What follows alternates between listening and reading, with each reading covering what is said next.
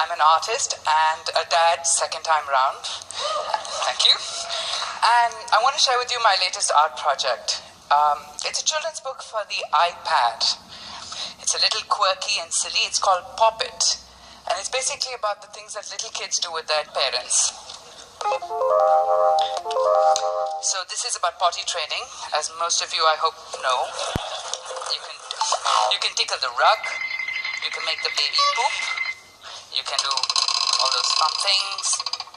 You can burst bubbles. You can draw, as everyone should. But, you know, I have a problem with children's books. I think they're full of propaganda. At least an Indian trying to get one of these American books in Park Slope, forget it. It's not the way I was brought up. So I said I'm going to counter this with my own propaganda. If you notice carefully, it's a homosexual couple bringing up a child. Don't like it? Shake it. And you have a lesbian couple. Shake it. And you have a heterosexual couple. You know, I don't even believe in the concept of an ideal family. I have to tell you about my childhood. I went to this very proper Christian school taught by nuns, fathers, brothers, sisters. Basically, I was brought up to be a good Samaritan, and I am. And then I'd go at the end of the day to a traditional Hindu house, which is probably the only Hindu house in a predominantly Islamic neighborhood. Basically, I celebrated every religious function. In fact, when there was a wedding in our neighborhood, all of us would paint our houses for the wedding. I remember we cried profusely when the little goats we played with in the summer became biryani.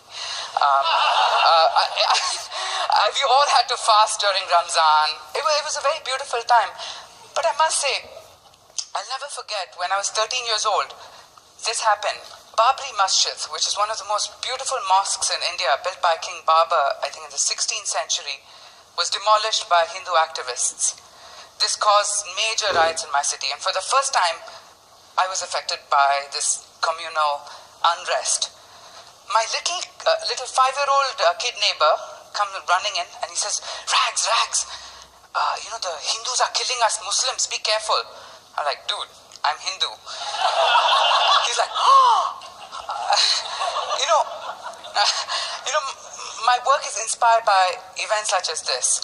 Even in my gallery shows, I try and revisit historic events like Babri Masjid, distill only its emotional residue and image my own life.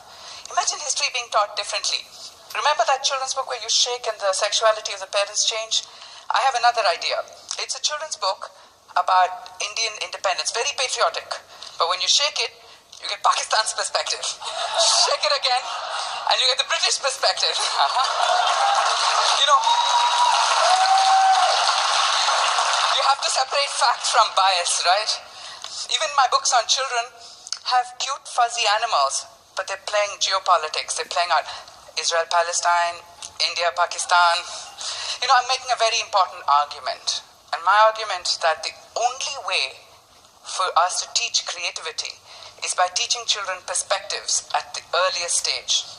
After all, children's books are manuals on parenting, so you better give them children's books that teach them perspectives. And conversely, only when you teach perspectives will a child be able to imagine and put themselves in the shoes of someone who is different from them. I'm making an argument that art and creativity are very essential tools in empathy. You know, I can't promise my child a life without bias. We're all biased. But I promise to bias my child with multiple perspectives. Thank you very much.